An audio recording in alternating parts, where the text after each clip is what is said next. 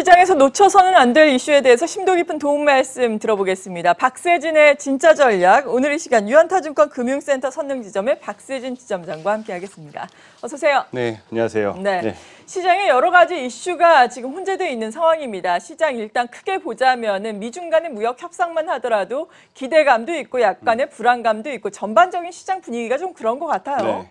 일단 뭐 주말에 나왔던 뉴스들은 사실 좀 혼란스럽게 만들죠. 뭐 중국의 돌연 농장 방문 뭐 취소했다라는 그렇죠. 뉴스가 먼저 들려왔고, 어제 뭐 시장에서 저 장중 진행되는 동안에 뭐 중국의 그 농장 방문 일정 취소는 무역 협상과는 관련이 없는 그냥 일정상 변경이다 뭐 이런 얘기들 나왔었고요.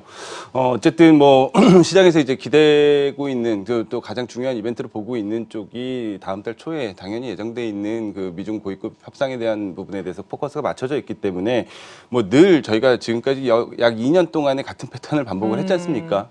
막상 디데이가 가까워질수록 사실 불확실성도 커지고 워낙 또 노이즈에 대한 부분들에 대한 대비가 시장에서 급격한 변동성으로 나타나는 게 사실 뭐 그동안 반복됐던 패턴이죠. 그래서 사실 최근 들어서 좀 이런 부분들이 불확실성적인 측면에서는 뭐 진정 요소라든지 그 급격하게 좀 타개될 만한 뉴스가 뚜렷하게 나오지 않는 가운데서 계속해서 좀 한 4, 5주간 시장에서 좀 긍정적인 전망이 그나마 좀 무게감을 싣고 봐야 되는 거 아니냐라는 말씀을 드려왔던 것 같습니다. 일단은 저희 방송 자체가 연속성을 가지고 지금 시황에 대한 부분들을 끌고 나가고 있는 거기 때문에 지금 일단 뭐 무작정 좋은 시장을 전망하는 것보다는 전체적으로 지금 시장을 크게 괴롭히던 악재들이 어떻게 하면 풀릴 수 있을지에 대해서 지금은 조금 기대를 걸어봐도 좋은 국면이라고 생각하는 부분은 여전하고요. 그래서 앞으로 남은 이벤트들 물론 지금 나오고 있는 뉴스들이나 좀 노이즈들 보면은 순탄치만은 않을 것임이 분명하나 이것이 지금 가지고 있는 함의라든지 전체적인 방향성에 대한 부분들은 다시 좀 점검해 볼 필요가 있다라고 봅니다. 그래서 좀 녹록치 않은 상황에서 다시 한번 좀 FOMC에 대한 기대감이 좀 시장에서 얼마나 떨어져 있는가를 좀 생각을 해보면 뭐 파월 의장의 입을 통해서는 다소 비둘기파적인 스탠스를 확인을 했다고 하더라도 일단 연준 위원들의 점도표 그리고 반대 의견이 3명이 있었다라는 부분에 대해서는 앞으로 이제 또 연준의 스탠스에 대해서는 또 시장에서 낙관하기가 좀 어려운 것이 사실입니다.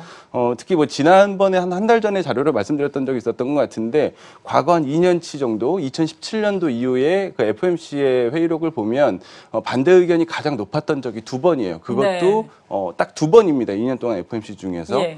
그런데 이번 FOMC에서 이제 3명은 2016년도 이후로 처음 있는 반대표가 이제 튀어 올라온 상황이거든요. 그러다 보니까 이제 연준의 이제 일관적인 스탠스에 대해서도 시장에서는 그냥 무작정 긍정적인 기대를 하긴 좀 어려워진 상황에서 시장에서 기대하는 금리 인하 확률은 어떻게 변화했는지 한번 잠깐 보시죠. 저희 뭐 가장 자주 보는 화면이잖아요. 이거는 지금 최근에 보면은 뭐 1회 인하 앞으로 이제 12월 FOMC를 앞두고 그 연내에서 1회 정도는 추가적으로 인하가 될 것이다라고 생각하는 쪽이 가장 우세한 확률을 좀 연방기금 선물 쪽에서 나타내고 있습니다만 저희 방송 뭐 누누이 좀 이렇게 오랜 시간 시청을 해보신 시청자분들께서는 이 숫자가 얼마나 좀 폭이 낮아졌는가를 아실 수가 있을 거예요. 그래프 자체는 뭐 가장 우뚝 솟아 있습니다만 지금 약 50% 정도 수준으로 뚝 떨어졌죠. 이 부분은 사실 추가 1회 인하에 대한 가능성에 대한 부분이 사실 거의 7, 80%에 육박했었던 한 보름 전 때와 상황을 비교해서도 많이 기대감은 낮아졌구나. 되려 지금 튀어 올라오고 있는 동결에 대한 가능성이 약 40% 육박하게 튀어 올라오고 있습니다. 그러니까 연내에 그 연준이 추가적인 금리 인하를 안 할 것 같다라고 전망하는 투자자들이 늘어났다라는 부분이고요.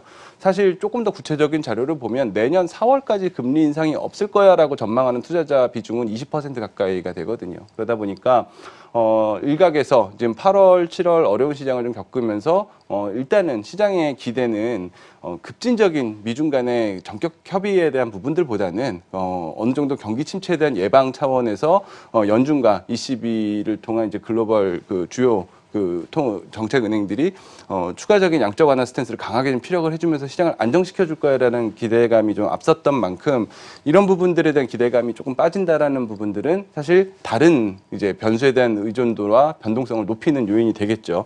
당연히 이제 남은 변동성이 뭐가 있겠습니까? 지금 바로 앞을 좀 바라보고 있는 이벤트인 미중 협상에 대한 부분들이 그래서 시장에 미치는 영향력이 원래도 컸었지만 지금은 이제 연준에 대한 기대감, 그 통화 정책의 기대감이 좀 사그라들어 있는 상황이기 때문에 이거에 대한 방향성이 단기적으로는 가장 좀 무게가 크게 실릴 수밖에 없는 상황입니다. 그러겠네요. 그러다 보니까 실제 고위급 회담 협상이 진행되기 전까지 작은 뉴스에도 사실 시장 변동성을 좀 크게 추례할 수가 있지만 사실 이 부분이 오히려 만약에 약간의 조정 혹은 이제 때로는 이제 급락의 형태를 유발을 한다고 했을 때는 어떤 형태로 우리가 좀 대응을 해야 될까는 중요한 과제가 될 것 같아요. 저는 혹시 조정이 진행이 된다라고 그러면 비중을 늘리고 반등을 대비하는 전략으로 대응하는 게 맞다라는 생각입니다. 네.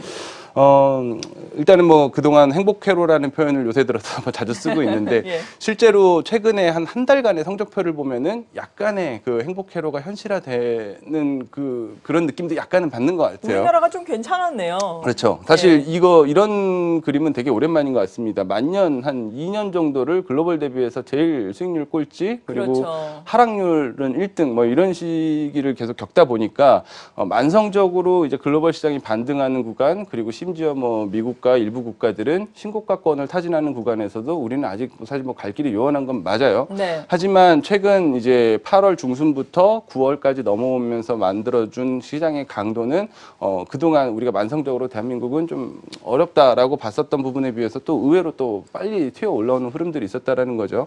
잠깐 기억을 더듬어 보면 올해 연초가 사실 좀 그랬습니다. 그 최장거래일 연속 상승이라는 기록을 올해 연초에 세우기도 했었고요. 이런 부분들이 사실 작년에 가장 크게 고통받았던 나라 중에 하나가 대한민국이었던 부분을 또 생각을 해보면 네. 거기서 또 반대 국면에서의 반등은 또 만성적인 비관론처럼 그렇게 마냥 처지지만은 않는구나라는 부분들 잠깐 좀 상기를 해야 될 것 같고요. 이번도 뭐 내용은 좋죠. 8거래일 연속 양봉에다가 11거래일 연속 상승 뭐 이런 그런 기준만 보면 생각보다 좀 강도가 괜찮았다. 그리고 지난 한 주간의 주요국 증시 수익률을 보면 이거 사실 뭐 절대적인 레벨에서는 아직 갈 길이 멀지만 네. 약간 감개무량합니다. 이런 거 되게 오랜만에 보거든요. 그러니까요. 사실 뭐 지금 그 2, 3위권 국가들이 뭐 이렇게 아주 좀 섹시한 투자처가 아니다 보니까 예. 전체적으로 봤을 때 뭐 주요국들이 좀 쉬고 있는 가운데서 대한민국이 좀 낙폭 과대에 대한 부분들을 투자 모멘텀으로 받았던 거 아닌가라고 해석하기 충분해요. 네. 어쨌든 약 2%를 상회하는 그 대표 증시 수익률을 좀 만들게 되면서 지난 한 주간 짧지만 좀 강한 반등을 글로벌 단에서도 좀 두각을 나타내면서 보여줬다라는 건 부정할 수 없을 것 같습니다. 그런데 실제로 좀 살펴보면 코스피와 코스닥 같은 경우가 지금 상승폭을 아까 전 세계에서 이제 가장 높은 정도 높은 수준의 반등을 좀 읽어냈던 것들의 내용을 살펴봤을 때 1번이 의외로 헬스케어였어요. 예. 그리고 뭐 2번 건설, 3번 반도체, 4번 IT 하드웨어, 5번 증권 뭐 이런 순서대로 지난주 한 주간 짧지만 그래도 이제 글로벌 시장에서 좀 우위에 있었던 반등의 레벨을 이런 업종들이 좀 읽어냈다라는 부분인데요.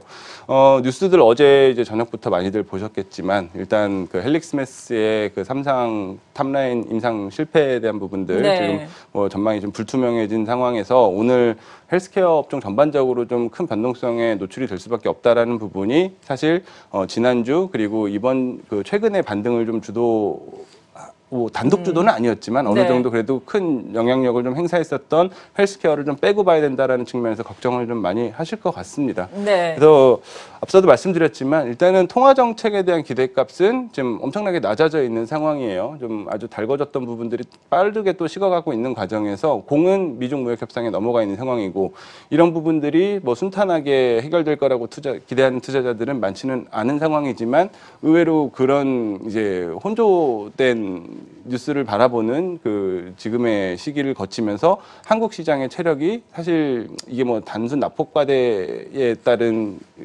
단기적인 상승률 부각이라는 것보다도 조금 더 좋은 내용으로 상승하고 있는 거는 맞다라고 보여져요. 그래서 여기서 잠깐 이 헬릭스미스 이야기가 나왔으니까 좀 공지의 말씀을 드리겠는데 헬릭스미스 앞서서 잠깐 언급을 해주신 것처럼 우리가 기대를 모으고 있던 엔진시스에 대해서 임상 3상 도출 결과에 실패를 했다. 그러니까 임상 3상 결과 발표를 연기를 하겠다라는 소식이 있었는데 잠시 후 8시 반에 기업 설명회 기자회견을 갖는다고 합니다. 그 부분 저희가 8시 반에 연결을 해서 자세한 내용 알아볼 테니까요. 기대를 하고 기다려주시면 좋겠습니다. 계속해서 이어가 볼까요? 네, 어쨌든 뭐 단기적으로는 또 헬릭스미스가 또 쏘아올린 공이 어떤 시장의 파급 효과를 만들지 오늘 시장에서 관찰을 해야 되겠습니다만 그렇죠. 예.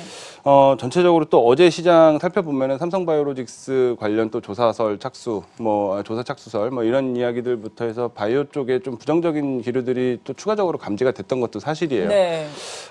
그럼에도 불구하고 이제 시장에 대한 반등이 조금씩 어떤 형태로 만들어졌나를 생각을 해보면 앞서 뭐 보여드리면서 말씀드렸던 것처럼 단순하게 대한민국 시장이 가장 못난이 시장이었고 가장 단기적으로 낙폭이 컸고 전고점 대비해서 괴리도도 사실 가장 큰 시장 중에 하나이기 때문에 반등 국면에서 사실 뭐 키맞추기성 단기적으로 좀 속도가 먼저 나는 부분들은 충분히 있을 수가 있겠습니다만 네. 이것과 같이 진행됐다라고 봤을 때는 사실 의미를 지나치게 축소하고 보기보다는 약간의 추가적인 좀 속도를 낼 수 있는 부분에 대해서도 분명히 좀 생각을 해봐야 된다는 겁니다. 어떤 거냐면 코스피의 그 12개월 선행 EPS, 그러니까 말 그대로 이제 12달을 앞서서 기업들의 이익 전망치가 어떻게 변화하고 있는가를 생각을 해보면 2017년도에서 2018년 초를 접어들면서 사실 그 반도체 빅사이클이라고 우리가 명명하는 이제 삼성전자와 하이닉스의 대규모 실적 거양에 힘에 입어서 사실 상승했었던 코스피지만 거꾸로 이제 기고 효과에 대한 부분들이 계속 이익 전망치 하향의 원인이 됐었죠. 네. 그래서 이런 부분들 그 이익 전망치에 대한 전망은 12개월치 전망은 올해 1월을 기점으로 툭 떨어져 있던 부분이 사실 조금씩 이제 4주 전 대비해서 얼만큼 변화하는가 보게 되면 이제 0에 수렴을 하면서 플러스로 처음으로 전환을 했다는 많이 겁니다. 올랐네요. 이거는 EPS, 그러니까 이 그 주당 순이익 전망치의 절대값이 이제 플러스 전환이 됐다라는 예. 게 아니라 4주 전, 그러니까 한 달 전에 시장에서 컨센서스를 제공하고 있는 뭐 애널리스트들이라든지 참여자들이 예상하고 있었던 이제 12개월 이익 전망치의 값이 4주 전에 비해서 얼만큼 상승했냐를 보여주는 자료거든요. 그러니까 한 달 전에 비해서 비관적인 그 이익 전망의 값이 점점 올라오면서 이제는 그 12개월 전망치가 4주 전에 비해서는 앞으로 이제 12개월은 더 좋아지겠는데라는 전망으로 좀 바뀌었다라는 부분이에요. 네. 그래서 실제로 뭐 이익만큼 이제 주가를 결정짓는 함수가 없을 만큼 대한민국의 좀 만성적인 좀 못난이 시장으로의 전락에는 그 이익 전망치의 급격한 하락이라는 이면도 또 있었던 부분입니다. 이게 어떻게 지금 해소가 될 수 있겠나 생각을 해보면 가장 중요한 이제 우리 시장 시가총액을 결정짓는 중요한 팩터인 수출에 사실 그 부분이 달려 있을 수밖에 없어요. 그렇죠.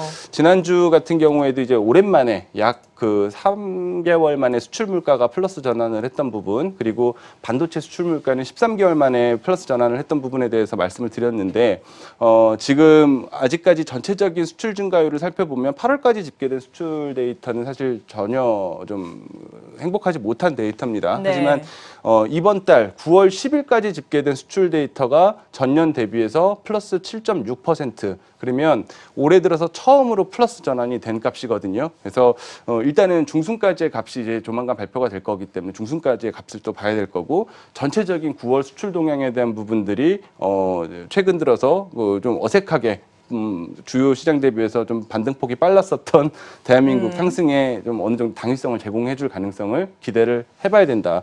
이런 기대값에는 지난주 말씀드렸던 것처럼 가장 중요한 요인이 반도체 수출 물가가 13개월 만에 그 반등을 했다라는 데에서 기인을 하고 있습니다. 네. 그래서 지금 실제로 하이닉스와 그 삼성전자의 그 1년 순이익 전망에 대한 부분이 사실 최근에 28조 원대까지 떨어졌다가 최근 들어서 30조 원대를 급하게 회복하는 모습들이 좀 나오거든요. 그래서 만성적으로 좀 많이 빠져 있었던 시장에 대한 반등이라고 의미를 좀 축소하게 사실 볼 수밖에 없을 정도로 그동안 좀 지긋지긋한 패턴들이 있었습니다만, 이번에 좀 반도체 관련된 그 대형주들이 좀 주도했다라는 부분, 그리고 앞서 우리가 또 헬릭스미스가 만들어줄 변동성을 또 감내해야 되겠지만, 네. 올해 같은 경우에는 사실 여름 지나면서는 그 만들었었던 반등의 대부분이 바이오의 시가총액 비중이 급격하게 낮아진 가운데 읽어내고 있는 반등이라는 부분들. 그렇죠. 그래서 그동안에 당연히 반등해서 만들어냈었던, 그리고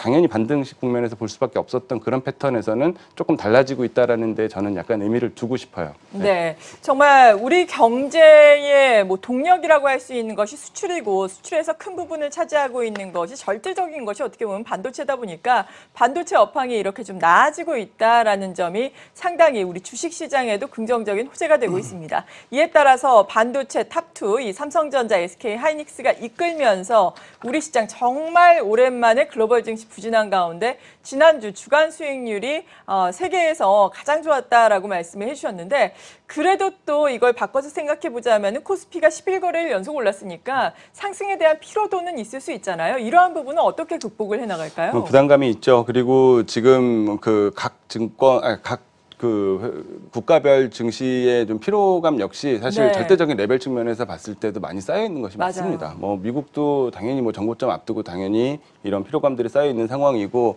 뭐 국내 시장 같은 우리 시장 같은 경우도 사실 추가적인 상승에 대해서 좀 회의적인 시각들이 많아요. 특히 네. 이제 밸류에이션 같은 경우에 또 이럴 때 등장해서 그 고점 논리를 또 만들 수밖에 없는 상황인데 이제 코스피의 이제 12개월 선행 PER 기준으로 봤을 때 지금 뭐 아직 지수 때는 2100포인트 미치지만 지금 전체적인 기업이익의 감소세를 생각을 해봤을 때 PER은 상당히 높아져 있는 것이 사실이거든요. 그래서 거의 뭐 한 10년 만에 최고치의 PER에 좀 육박해 있다라는 부분, 이 부분은 이게 뭐 저가 논리로 지금 시장이 여전히 싸요라고 얘기할 수 없게 만드는 부분이죠. 그러다 네. 보니까 사실 뭐 작은 노이즈에도 좀 흔들릴 수 있는 증시 환경이 조성될 수 있는 부분은 맞습니다. 그리고 이 부분에 대해서도 어느 정도 뭐 포트폴리오 조정이나 이런 부분을 통해서 충분히 대응을 하는 것이 맞다라고 보여지는데 다만 이제 우리가 이제 이런 글로벌 이벤트를 앞두고 혹은 이제 내부 종목이 좀 만들어내는 시장 색깔의 변화를 앞두고 의사결정을 할 때는 전체적인 지금 방향이 어디를 향해 있는가가 그 판단 근거에 되게 중요한 갈림길이 되거든요. 네. 그러니까 다 버리고 도망칠 건지 아니면 뭐 후를 도모하는 차원에서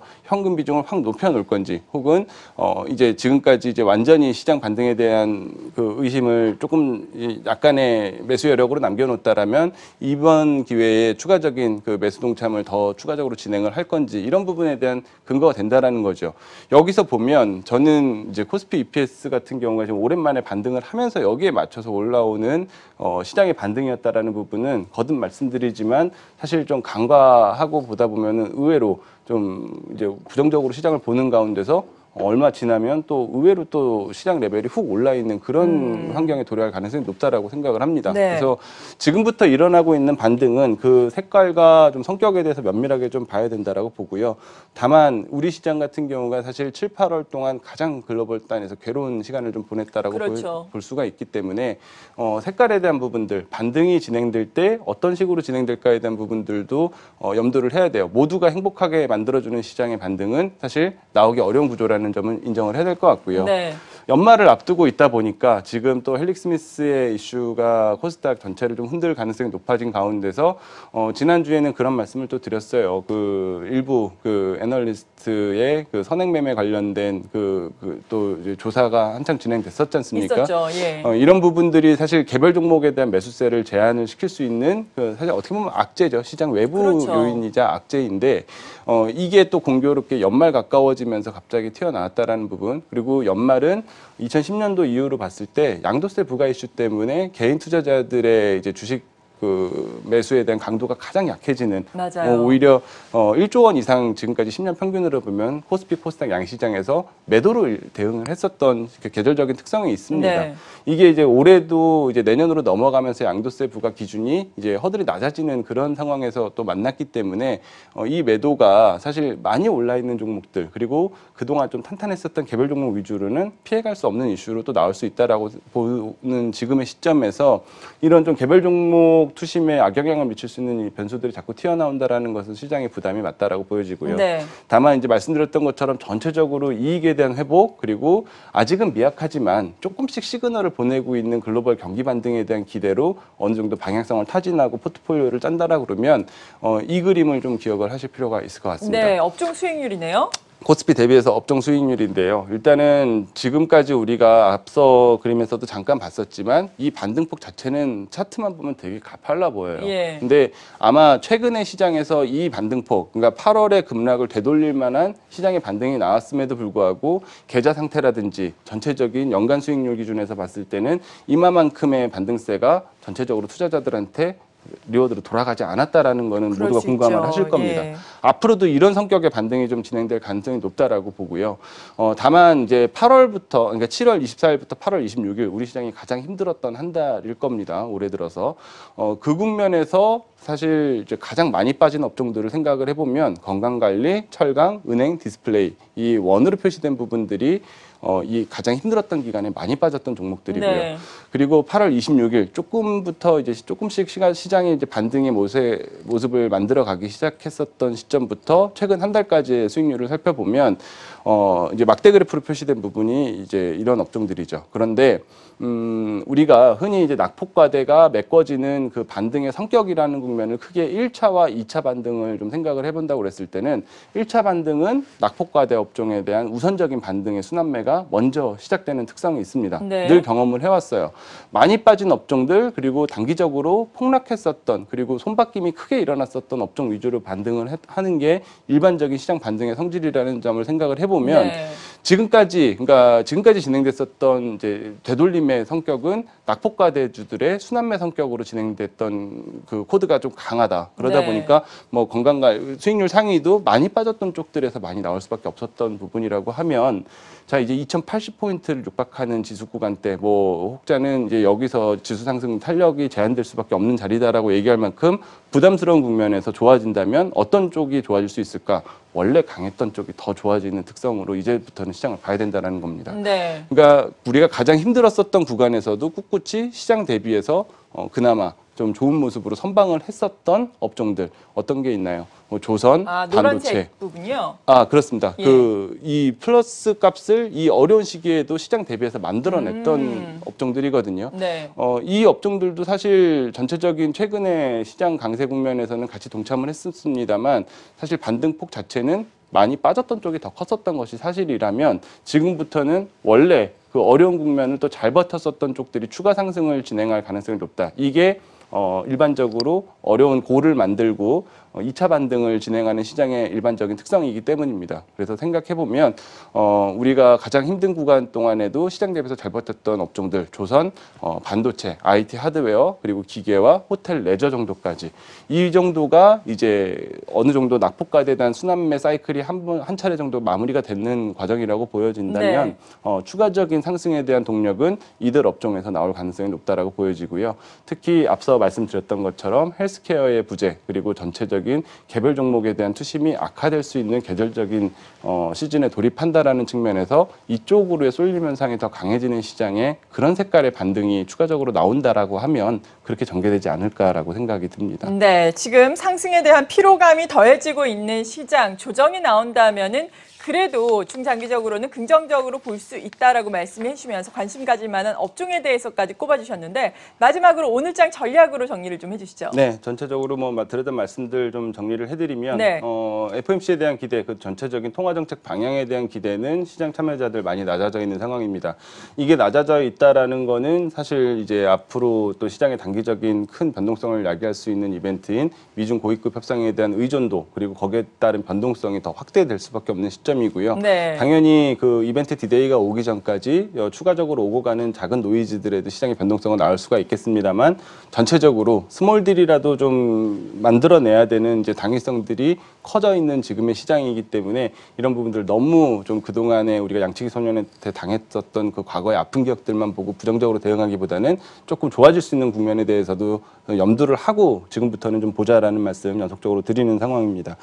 일부 저 경기 관련해서도 그 경기 지표들 바닥 시그널이 조금씩 출회하고 있다라는 부분 저번 주부터 말씀을 드렸는데 네. 이걸 이어나가기 위해서는 사실 미중 무역 그 협상에 대한 긍정적인 결과가 조금이라도 있어야겠지만 어느 정도 이런 부분들에 대해서도 좀 의미를 두고 시장의 반등을 좀 타진을 해보면 어떨까 하고요. 만약에 이런 재료들이 전체적으로 추가적인 시장 반등을 방향성을 추가적으로 만들어낸다라고 그랬을 때는 이제 낙폭과대에 대한 사이클은 얼추 마무리 국면이라고 인식을 하는 것이 맞고 지금까지 이제 안 좋았던 업종들이 급격하게 추가적으로 순간적으로 반등하는 국면보다는 우리가 7, 8월 어려운 국면을 거치면서도 양호한 수익률을 보였었던 그런 업종들에 대해서 관심을 갖는 전략이 유효하다라고 마무리를 하겠습니다. 네, 이렇게 시장의 주요 변수들 살펴보면서 투자 전략까지 들어봤습니다. 유한타증권 금융센터 선릉지점의 박세진 지점장과 함께했습니다. 고맙습니다.